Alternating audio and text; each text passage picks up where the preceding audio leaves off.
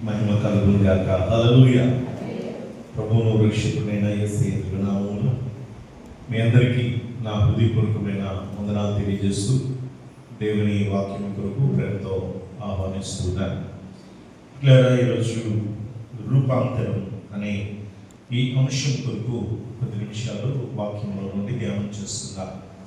చదవబడిన వాక్య భాగాన్ని మనం పరిశీలించినప్పుడు యేసుక్రీస్తు ప్రభువారు ఆయన మరి గెత్సేమని కొండ మీదకి, ఆ యొక్క ఒలీవల కొండ మీదకి యేసుక్రీస్తు ప్రభువారు వెళ్ళి తన శిష్యులను వెంటబెట్టుకొని అక్కడ ఆయన రూపాంతరము పొందెను అని మనం ఇక్కడ చూస్తూ ఉన్నాం. ఆయన రూపాంతరము పొందెను, ట్రాన్స్ఫర్మేషన్ అనేది ఆయన కలిగి ఉండుట. ఈ రూపాంతరము అంటే ఏమిటి అనేది ఇక్కడ మనం గమనిస్తున్నాం. రూపాంతరము అంటే ఇక్కడ ఒక మార్పు అనేటటువంటిది కనిపిస్తుంది. ఈ మార్పు ఏంటి అంటే మొదట ఉన్నటువంటి రూపము, మొదట ఉన్నటువంటి ఆ యొక్క ప్రభావం వేరు, కానీ ఇప్పుడు ఉన్నటువంటి ఆ యొక్క రూపము, ఇప్పుడు ఉన్నటువంటి ప్రభావము వేరు. కాబట్టి ఈ దీనిని ఏమని అంటున్నారంటే రూపాంతరము పొందెను అని మనం చెప్తున్నాం. సాధారణంగా మనుషులైనటువంటి వారు ఈ లోకంలో అందంగా కనిపించడం కోసం చాలామంది తమ యొక్క రూపాన్ని మార్చుకుంటున్నట్టుగా మనం చూస్తున్నాం. ఏమండి, ప్లాస్టిక్ సర్జరీ ఫేస్కి చేసుకునేవాళ్ళు. కొంతమంది ముఖం కాలిపోయింది అనుకోండి, కొంతమందికి కాలిపోతే డబ్బున్న వాళ్ళు ఏం చేస్తారు, కొంతమంది అంటే దాన్ని ప్లాస్టిక్ సర్జరీ చేసి నీట్గా అందంగా తయారు చేసుకుంటారు. ఆ కాలిపోయినటువంటి ముఖాన్ని చూడలేదు. అలాగే కొంతమంది ముఖం నిండా ఆ పొక్కులుగా వచ్చేసి అది చూడడానికి అసహ్యంగా కనిపిస్తూ ఉంటుంది. అలాంటప్పుడు కూడా దానికి కొన్ని మిషన్స్ వచ్చాయి, దానికి కూడా అవి తీసివేయడానికి. అలాగే కొన్ని కాస్మెటిక్స్ యూజ్ చేస్తూ ఉంటారు అందం కోసం. రూపము బాగుండాలి, మన అందంగా కనిపించాలి అని ఈ ఫేస్కు ఉన్నటువంటి ఈ యొక్క కంతలు కానీ, లేకపోతే ఆ యొక్క పప్పులు కానీ, లేకపోతే అది కాలినదన్నా ఏదైనా సరే అవన్నీ తీసివేయాలి, నా ఫేస్ బాగుండాలని ఆశపడుతూ ఉంటారు. ప్రియులారా, మనము ఇక్కడ సాధారణంగా ఎప్పుడు ఉండేటటువంటి రూపానికి ఇక్కడ ఈ కొండ మీద యేసుక్రీస్తు ప్రభువారు ఒక్కసారిగా ఆయన రూపము కూడా ఏమైపోయిందట, మారిపోయింది. రూపమే కాదు, ఆయన వస్త్రములు కూడా మారిపోయినాయి. అంటే కలర్ చేంజ్ అవ్వడం కాదు, అక్కడ ఆయన రూపము అనేది అలాగే ఉంది, కానీ ఆ రూపములో కాంతి పెరిగింది. అలాగే అక్కడ ఆయన ధరించినటువంటి వస్త్రములు తెల్లనివి అవి, కానీ అంతకు ముందు ఉన్నటువంటి వస్త్రముల కంటే ఇప్పుడు ఆ వస్త్రముల యొక్క ఆ కాంతి అనేది పెరిగింది అనేది మనం జ్ఞాపకం చేసుకుంటాం. ప్రియులారా, ఈ యొక్క రూపాంతరము ఈ విధంగా జరిగింది. మార్కు సువార్త 9వ అధ్యాయము 2వ వచనంలో మనం గమనిస్తున్నట్లయితే, మార్కు సువార్త 9వ అధ్యాయము 2వ వచనం నుండి మనం గమనిస్తున్నప్పుడు, 6 దినములైన తరువాత యేసు పేతురును, యాకోబును, యోహానును మాత్రం వెంటబెట్టుకొని ఎత్తైన ఒక కొండ మీదకి ఏకాంతముగా వారిని తోడుకొని పోయి వారి యొక్క రూపాంతరము పొందెను. అంతలో ఆయన వస్త్రములు ప్రకాశమానమైనవి, మిగుల తెల్లవియును ఆయను. ఎంత తెల్లవి అయినవి అంట అంటే ఏ చాకలియు అంత తెల్లగా చలువ చేయలేడు అని చక్కని మాట మనం ఇక్కడ చూస్తా ఉన్నాం. అంటే ప్రియులారా, ఈ యొక్క మార్పు అనేటటువంటిది మనం ఇక్కడ గమనిస్తున్నాం. యేసుక్రీస్తు ప్రభువారి యొక్క జీవితంలో ఇక్కడ ఒక గొప్ప మార్పు అనేది కలిగింది. దీనినే ప్రియులారా ఆ రూపాంతరము అని మనము చెప్తూ ఉన్నాం వాక్యానుసారంగా. అయితే ప్రియులారా రూపము అనే అంశం కొరకు కొన్ని మాటలు ధ్యానించుకొని ఆ తదుపరి ఇంకా మన వాక్యంలోనికి మనం ముందుకు వెళదాం. ఈ రూపము అనేటటువంటిది సాధారణంగా మానవుని యొక్క శరీరము, ఆ యొక్క మన యొక్క ముఖములో ఉన్నటువంటి ఆ యొక్క ముఖములో ఉన్నటువంటి ఆకారాన్ని ఏమంటామంటే ఇది రూపము అని చెప్పి చెప్పుకుంటూ ఉంటాం. ఒక మనుష్యుని యొక్క రూపం. దేశంలో ప్రపంచంలోనంట ఒక మనుష్యుని పోలిన వాళ్ళు ఎంతమంది ఉంటారు? 7 ఉంటారట. సేమ్ యాజ్ ఈజ్ గా ఉంటారట. కాబట్టి ప్రపంచంలో 7 ఎక్కడెక్కడ ఉంటారో తెలియదు, కానీ ఒకే రూపం కలిగిన వారు 7 ఉంటారనేది ఒక సామెతలాగా వచ్చింది. అయితే ప్రియా దేవుని బిడ్డలారా, మరి ఈ భూప్రపంచంలో మనుషులు అందరూ రకరకాల ఫేసులతో ఉంటారు, రకరకాల రూపాలతో ఉంటుంటారు. కానీ అందరూ కూడా శరీర మార్పు, అంటే ఇది దేవుడు ఇచ్చినటువంటి ఈ యొక్క మానవ రూపం ఇది. అయితే ప్రియులారా, దేవుడు ఆయన మానవుణ్ణి సృజించినప్పుడు ఆ మానవుడిని ఏ రూపంలో ఆయన తయారు చేసుకున్నాడట? ఆయన మన స్వరూపమందు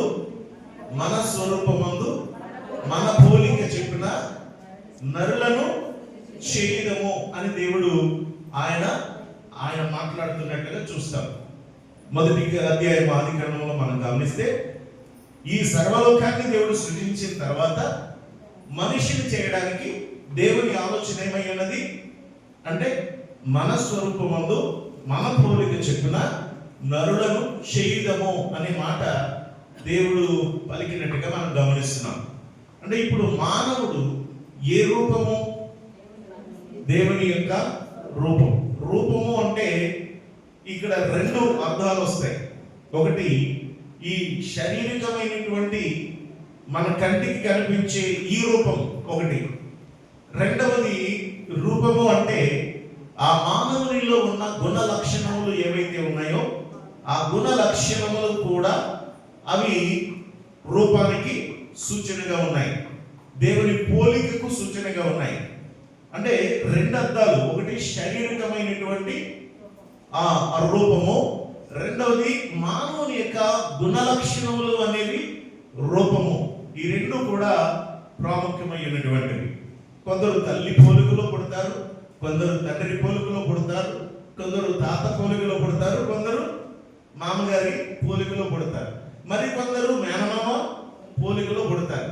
ఇలాగా మనం డిఫరెన్స్ అనేది చూస్తాం. కానీ ప్రియులారా, ఇక్కడ దేవుని యొక్క రూపము మానవుడు కలిగి ఉన్నాడు. అందుకే దేవుడు కూడా ఈ భూలోకానికి రావడానికి ఏ రూపంలో వచ్చాడు? ఆయన అంతే కదా. ఆయన సమస్త లోకాన్ని కలుగుగాక సృజించాడు. కానీ మానవునికి ఇచ్చినటువంటి ఈ యొక్క విలువను ప్రియులారా మరి దేనికి కూడా దేవుడు ఇవ్వలేదు. అందుకని మనం గమనిస్తున్నప్పుడు మనం దేవుని రూపము, దేవుడు కూడా మన రూపమును ధరించే ఆయన ఈ లోకానికి వచ్చినాడు, మానవ రూపిగా ఈ లోకానికి వచ్చినాడు. దాని గురించి ఏమని చెప్తాడంటే ఫిలిప్పీ పత్రిక 2వ అధ్యాయము 7వ వచనాన్ని చదువుదాం. ఫిలిప్పీ పత్రిక 2వ అధ్యాయము 7వ వచనం అమ్మా. మనుష్య పోలికగా పుట్టి దాసుని స్వరూపమును ధరించుకున్నాడు. చాలండి. ఇక్కడ డిఫరెన్స్ గమనించండి. ఏమనుంది? దేవుడట ఏ పోలిక పుట్టాడట? మనుష్యుల పోలికలో పుట్టాడట యేసుక్రీస్తు ప్రభువు. మరి ఆయన ఎలాంటి మనుష్య రూపము ఒకటి, తర్వాత దాసుని స్వరూపమును ధరించుకున్నాడట. రెండింటిలో ఏంటి డిఫరెన్స్ ఇక్కడ గమనిస్తున్నారా? మనం చెప్పుకున్నాం కదా ముందే, ఏంటంటే ఒకటి మానవుడు కనిపించే రూపము, ఇది శారీరకమైన ఈ రూపం. కానీ రెండవది ఏంటి? అతని యొక్క గుణ లక్షణములు ఏవైతే ఉన్నాయో అవి ఈ సారూప్యము అనేది మనం చెప్పుకోవచ్చు. ఇది మనకి గమనిస్తున్నాం. యేసుక్రీస్తు ప్రభువారు గురించి రెండు విషయాలు చెప్పుకొచ్చాడు. ఒకటి ఏంటంటే మనుష్య పోలికగా పుట్టాడట. ఏ పోలికది అంటే మనము శరీర రూపము ఏదైతే కలిగి పుట్టామో అదే రూపము యేసుక్రీస్తు ప్రభువారు కూడా ఈ భూలోకంలో నరునిగా ఆయన జన్మించాడు కాబట్టి అలా పుట్టాడు ఆయన. తర్వాత అక్కడ ఏమన్నాడు, దాసుని స్వరూపం ధరించుకొని. స్వరూపం అంటే ఏంటి? ఇదే కదా. రెండవది దాసుని స్వరూపం అంటే ఏంటి? గుణలక్షణం. దాసునికి ఉండేది ఏంటి అంటే తగ్గింపు. దాసునికి ఉండేటటువంటి స్వభావం ఏంటంటే కష్టపడడం. ఒక దాసునికి ఉండేటటువంటి స్వభావం లోబడడం. ఇది తండ్రికి లోబడి ఆయన మన కొరకు ఈ లోకానికి వచ్చి ఆయన మన కొరకు అనేక శ్రమలు అనుభవించి మరణించి తిరిగి లేచినాడు. అంటే ఆయన వినయము, ఆయనలో సాత్వికము, ఆయనలో ఉన్నటువంటి ఆ యొక్క ఆయనలో ఉన్నటువంటి తగ్గింపు, ఇవన్నీ కూడా దేనికి సూచనయ్యా అంటే దాసుని స్వరూపానికి సూచన. కాబట్టి ప్రియులారా, యేసుక్రీస్తు ప్రభువారు ఆయన ఈ లోకానికి ఆయన మనుష్య పోలికగా పుట్టాడు. దాసుని స్వరూపాన్ని ధరించుకొని లోకానికి వచ్చినట్టుగా మనం గమనిస్తున్నాం. ఇక్కడ ప్రాముఖ్యమైన విషయాలు దేవుని గురించి చెప్పే విషయాలు ఏంటంటే సత్యస్వరూపి అని ఆయన గురించి, తండ్రిని గురించి వర్ణిస్తున్నట్లుగా యేసుక్రీస్తు ప్రభువారు మాట్లాడుతున్నట్టుగా మనం గమనించగలం. అది యోహాను సువార్త 14వ అధ్యాయము 6వ వచనాన్ని ఒకసారి చదువుకుందాం. యోహాను సువార్త 14వ అధ్యాయము 6వ వచనం ఒకసారి చదువుదాం.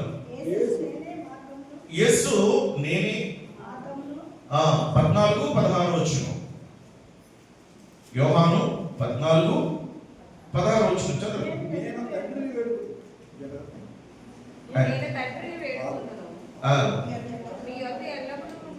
మీ యొద్ద ఎల్లప్పుడూ ఉండుటకై వేరొక ఆదరణకర్తను అనగా సత్య స్వరూపియకు ఆత్మను నీకు అనుగ్రహించును. చాలండి.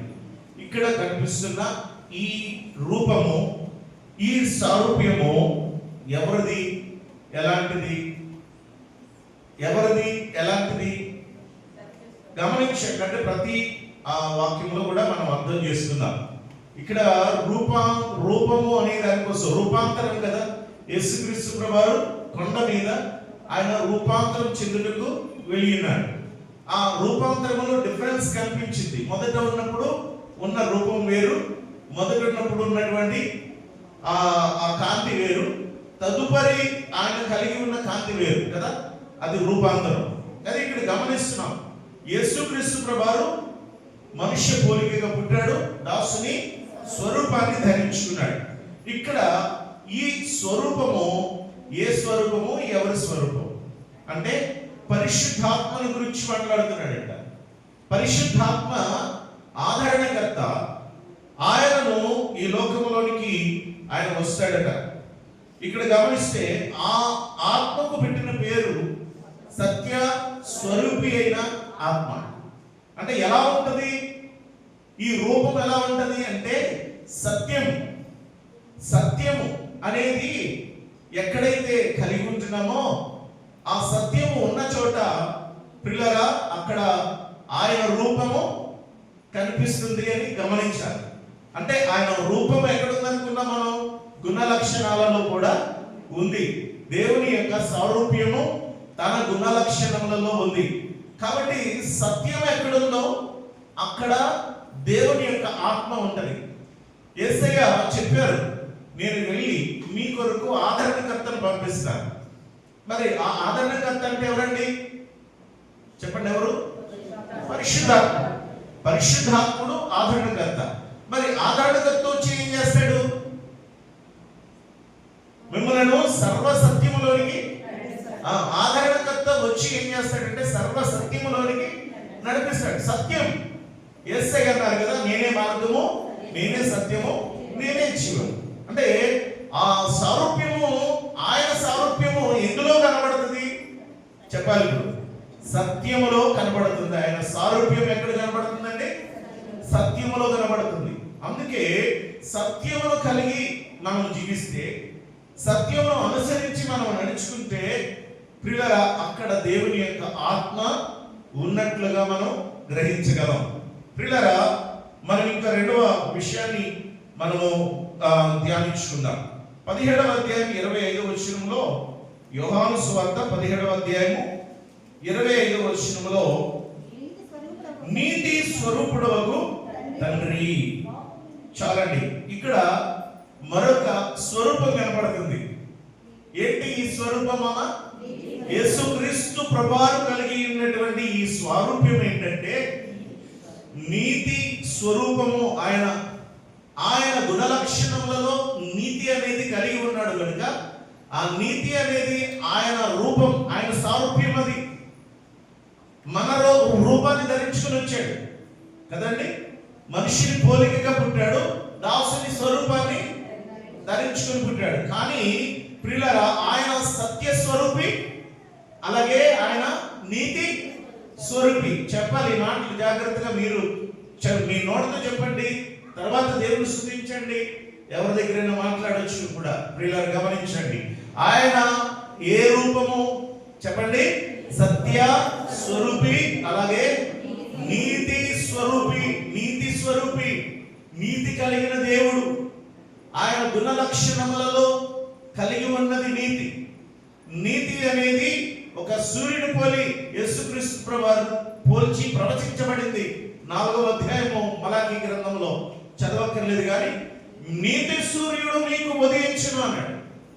ప్రవచనం యేసుక్రీస్తు ప్రభువారి కోసం ప్రవచింపబడిన మాట ఏంటండి అంటే, నీతి సూర్యుడు మీకు ఉదయించును అని అన్నాడు. ఎవరు ఈ నీతి సూర్యుడు?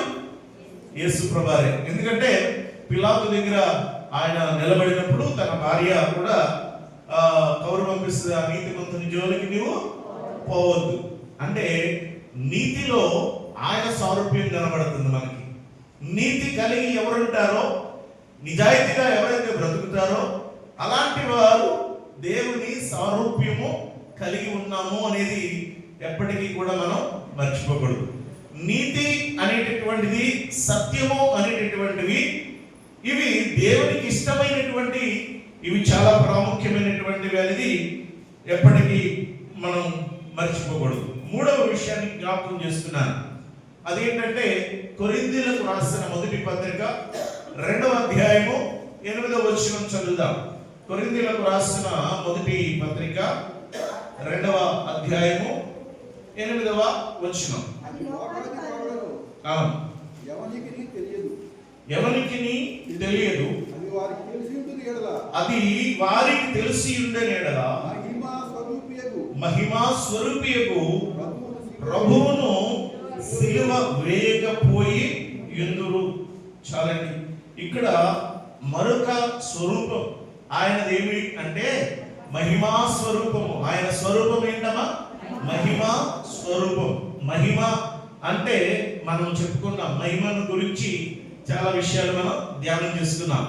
ప్రకాశమానమైనటువంటి వెలుగు ఏదైతే ఉందో అది మహిమ. అలాగే ఆయన గుణ లక్షణములు ఏవైతే ఉన్నాయో అవి కూడా మహిమకు సూచన.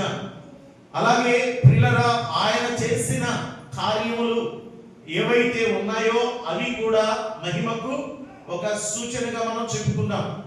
ఇక్కడ ఆయన ఏ స్వరూపము కలిగిన వాడంట చెప్పలమా?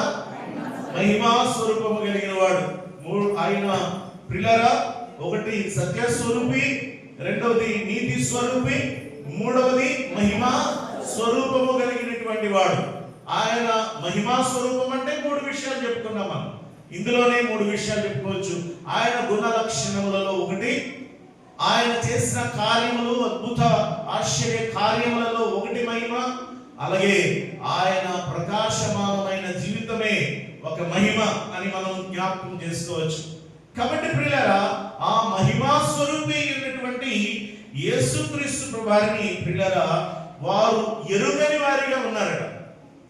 ఈ ప్రజలు ఎరుగని వారిగా ఉన్నారట. అందువలన వారు ఏం చేశారు? యేసుక్రీస్తు ప్రభువారిని సిలువ వేశారు. అదే పౌలు భక్తులు జ్ఞాపకం చేస్తున్నాడు. అది లోకాధికారులలో ఎవరికి తెలియదు, అది వారికి తెలిసి ఇండిన ఎడల మహిమా స్వరూపియగు ప్రభువును సిలువ వేయక పోయి ఇందురు.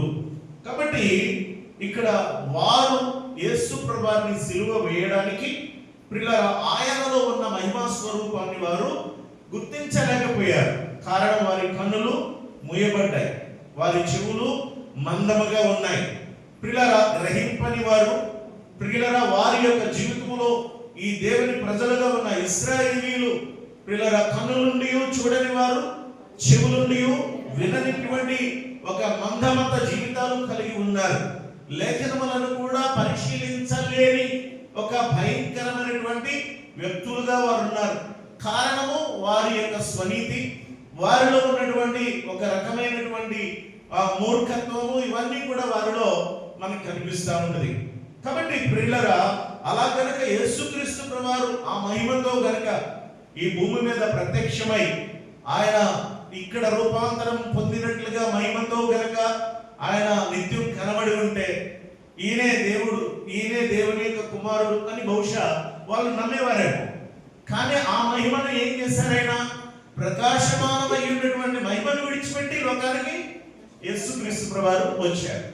అందుకే ప్రియులారా ఇక్కడ మనము ఏం చేయాలి, దేవుని బిడ్డలుగా మనం ఏం చేయాలి అని అంటే ప్రియులారా మనము కూడా రూపాంతరము చెందాలి. యేసుక్రీస్తు ప్రభువారు రూపాంతరము చెందడానికి వెళ్ళారట. ఆయన ప్రియులారా ఆ రూపాంతరము చెందుటకు గల కారణం ఏమిటి? ఆ కారణం గమనిస్తున్నాము.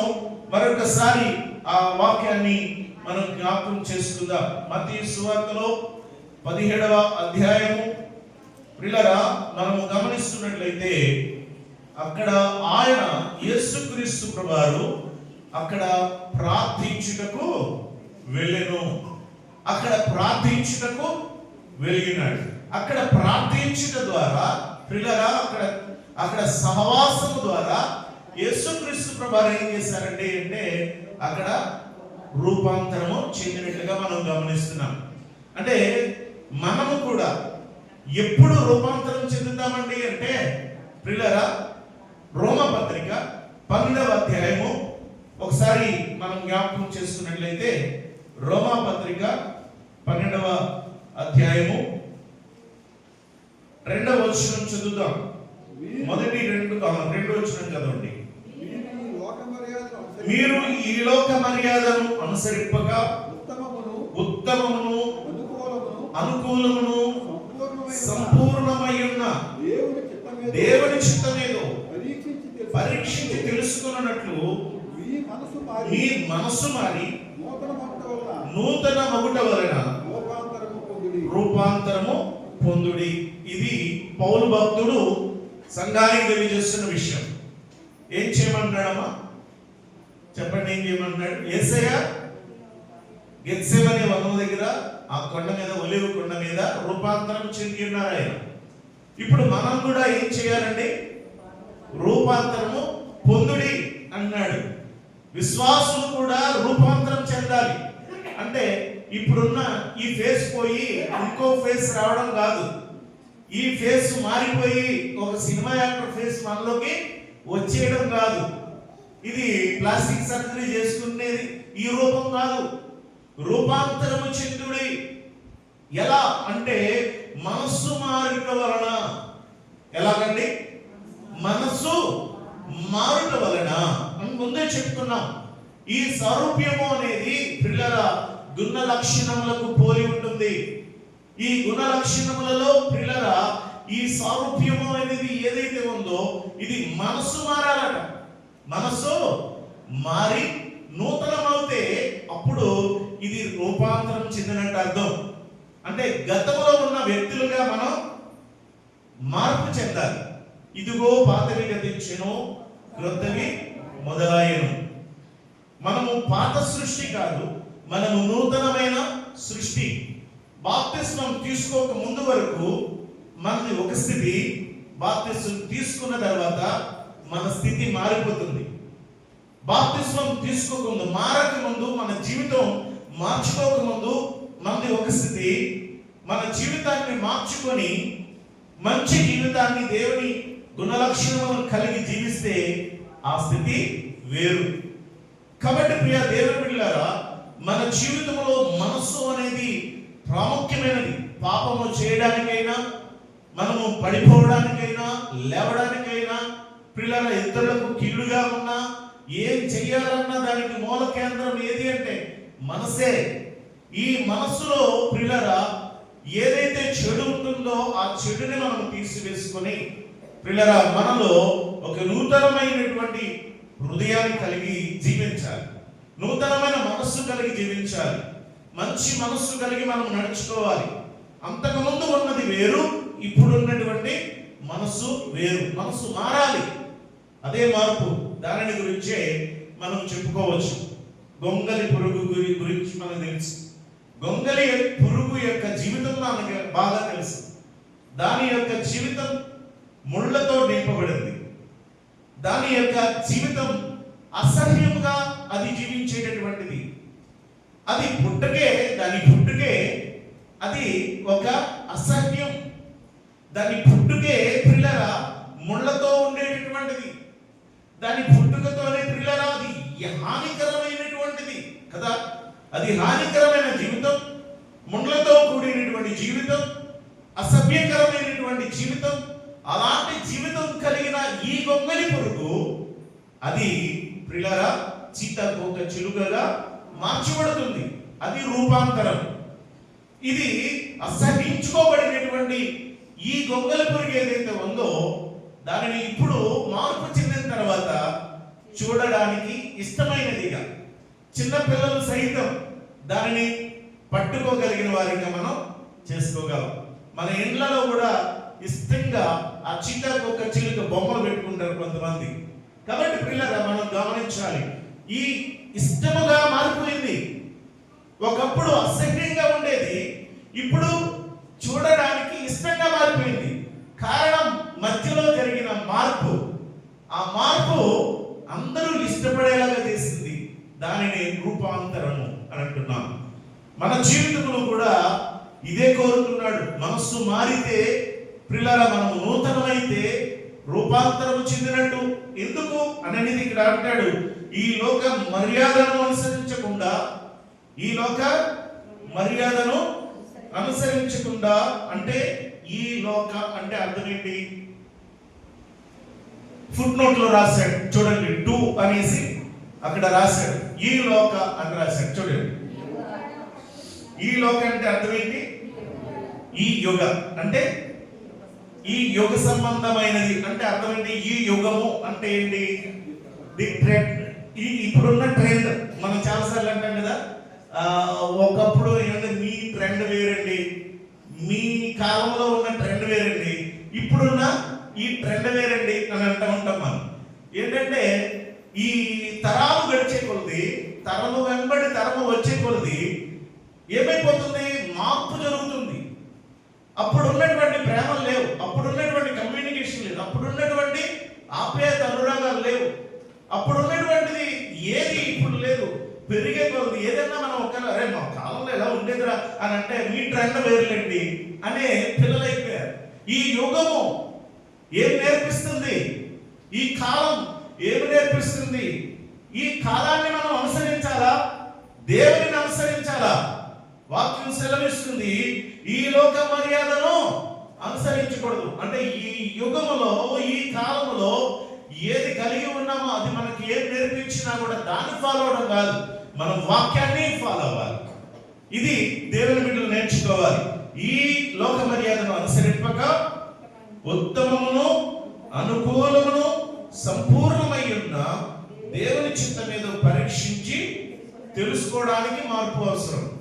అంటే మార్పు రాకపోతే ఇవేమి కూడా ఏది ఉత్తమమో, ఏది మంచో, ఏది చెడో, ఏది ఘనమో, ఏది మహిమో ఏమి మనకు తెలియదు. మార్పు లేకపోతే ఈ ఏమైపోతుందంటే మనము ఈ యుగ సంబంధమైన దేవత మన కన్నులకు గుడ్డితనము కలుగజేస్తుందని అర్థం. ఈ యుగ సంబంధమైన దేవత మన కన్నులకు గుడ్డితనం కలుగజేస్తుందంటే అర్థం చేసుకోలేని స్థితిలోకి వచ్చేస్తున్నాం.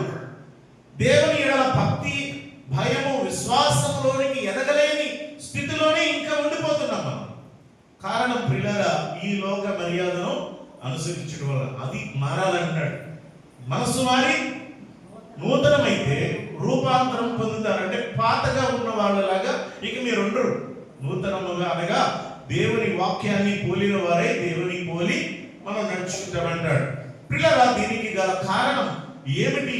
రూపాంతరము చెందుటకు ప్రియులారా యేసయ్య ఆ యొక్క తోటలోనికి వెళ్ళి అక్కడ తన శిష్యులను వెంట పెట్టుకొని ఆయన ప్రార్థనలో గడుపుతూ ఉన్నాడు. ఆయన ప్రార్థనలో గడుపుతూ ఉన్నారు యేసుక్రీస్తు ప్రభువారు.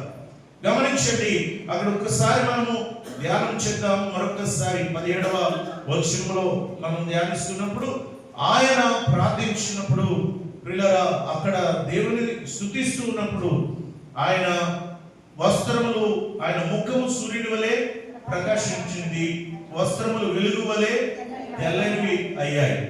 అయితే అక్కడ మరొక అద్భుతం జరిగింది. ఏంటంటే అక్కడ మోషే వచ్చాడట, ఏలియా గారు వచ్చారట. ఈ మోషే ఏలియా గారు రావడం ఇది మరొక అద్భుతం. అంటే ఈ రూపాంతరంలో ఒక అద్భుతం ఏంటంటే ప్రవక్తలు వాళ్ళ ఇద్దరు కూడా మరి రావడం. వీళ్ళిద్దరూ ఏ విధంగా వచ్చారు?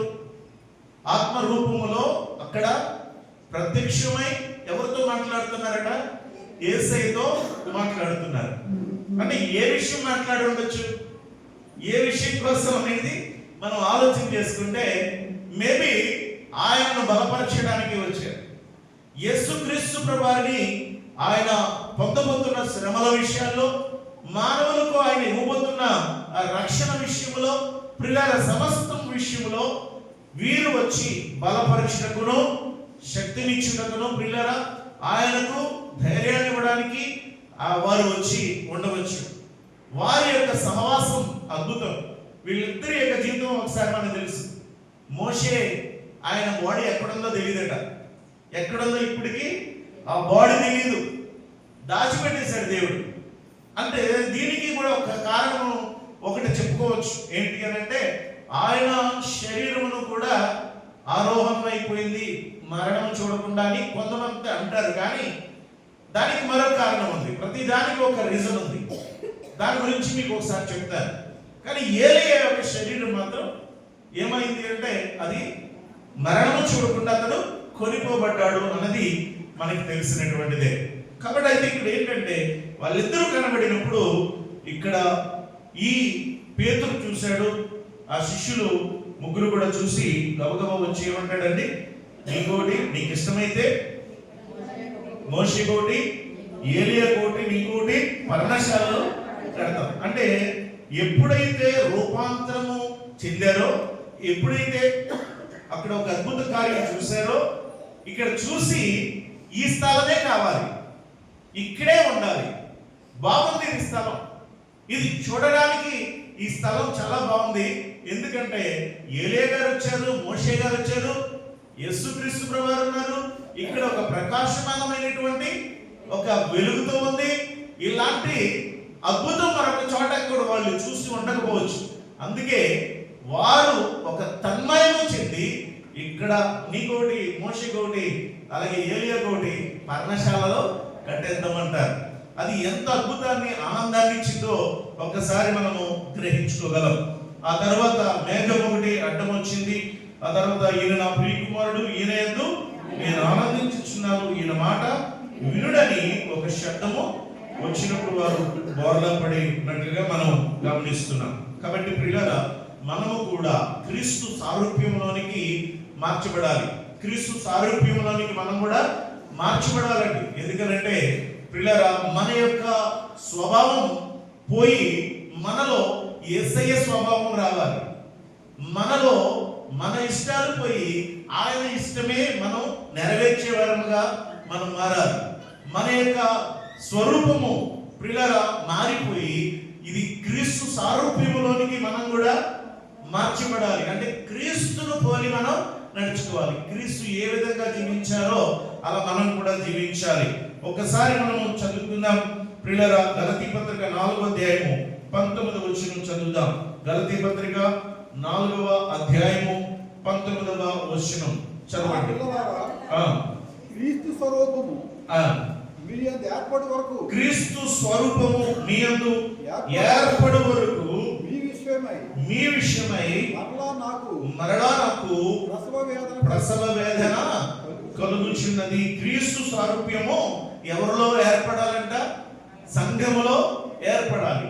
అంటే మనలో క్రీస్తు సారూప్యము ఏర్పరచబడాలి. రోమా 8:29 చదువుదాం. రోమా పత్రిక 8వ అధ్యాయము 29వ వచనం ఒకసారి చదువుకుందాం. ఎందుకనగా తన కుమారుడు అనేక సహోదరులలో జ్యేష్ఠుడైనట్లు దేవుడు ఎవరిని ముందు ఎరిగెనో వారు తన కుమారునితో సారూప్యము గలవారనుటకు ముందుగా నిర్ణయించాడు. దేవునికి మహిమ కలుగునుగా. క్రీస్తు సారూప్యములోనికి మనం మార్చబడాలట. క్రీస్తు ఆయనతో సారూప్యము గలవారు అవడానికి దేవుడు ముందుగా మనలను ఏర్పాటు చేసుకున్నాడు. అమ్మా, ఎందుకు ఏర్పాటు చేసుకున్నాడు మనల్ని ముందుగా? ఎందుకు తన బిడ్డలుగా మనల్ని ఆయన పిలుచుకున్నాడు? ఎందుకు అంటే ఆయనతో కలిసి సారూప్యము గలవారుటకు. అది మర్చిపోకూడదు. ఇప్పుడు మనం ఎవరితో సారూప్యం గలవారు? క్రీస్తును పోలి, క్రీస్తు సారూప్యంలోనికి మార్చబడి క్రీస్తుతో కూడా మనము ఆయన సారూప్యము, ఆయన స్వభావం, ఆయన మనస్తత్వం, ఆయన ఇచ్చిన సత్యం, ఆయన ఇచ్చిన నీతి, ఆయన ఇచ్చినటువంటి మంచితనం, ఆయన ఇచ్చినటువంటి జాలి, ఆయన ఇచ్చిన క్షమాపణ, ఆయన ఇచ్చినటువంటి సహనము, ఇవన్నీ కూడా ఆయన సారూప్యం. ఆ సారూప్యంలోనికి మనం మార్చబడి క్రీస్తుని పోలి ముందుకు సాగుదాం. అంటే కృప ప్రభు మనకు అనుగ్రహించి నడిపించును గాక. ప్రార్థన చేద్దాం. తలలు వంచండి, కళ్ళు మూసుకొనండి, ప్రార్థనలోకి గమనించండి. దేవా, నేను కూడా రూపాంతరం చెందాలనుకుంటున్నాను. నా స్థితిని మార్చే దేవుడు నీవు. మొదట ఉన్న స్థితి, నా ఆలోచన, నా మనస్సులో తండ్రి యుగ సంబంధమైనటువంటి తండ్రి ఈ లోక ఆచారాలను అభ్యసిస్తూ, ఈ యుగ సంబంధమైనటువంటి విషయాలను నేను అనుసరిస్తూ, దేవా, నా మనసుకు తోచినట్టుగా నేను జీవిస్తూ తండ్రి నీ సారూప్యాన్ని నేను కోల్పోయాను నాయన. ఇప్పుడు మరలా తిరిగి నీ సారూప్యంలోనికి నన్ను మార్చడానికి నాయన, నా కొరకు ఈ లోకానికి నాయన దాసుని స్వరూపము ధరించి నాయన తండ్రి మీరు ఈ లోకములో నాయన మా కొరకు శ్రమ అనుభవించి మరణించి తిరిగి లేచావు. మాకు నీ రూపమునిచ్చావు నాయన, నీకు వందనాలు. నీ సారూప్యములోనికి మమ్మల్ని మార్చుతున్నావు, నీకు వందనాలు చేస్తున్నాను. దేవా, నీ పరిశుద్ధ శరీర రక్తాలను అర్పించి నీ సారూప్యంలోనికి మమ్మల్ని మార్చుకున్నావు, నీకు వందనాలు నాయన. అదుగు తండ్రి, మేము నీతో కలిసి నాయన మేము జీవించినప్పుడు నాయన మాకు నీ కృప దయచేసి ప్రార్థన చేద్దాం. పాస్టర్ గారు ప్రార్థన చేస్తే నీకు వేడుస్తాం. పైన ఏకాంతముగా చేరి రూపాంతర అనుభవము పొందా ప్రార్థించుకోయుడా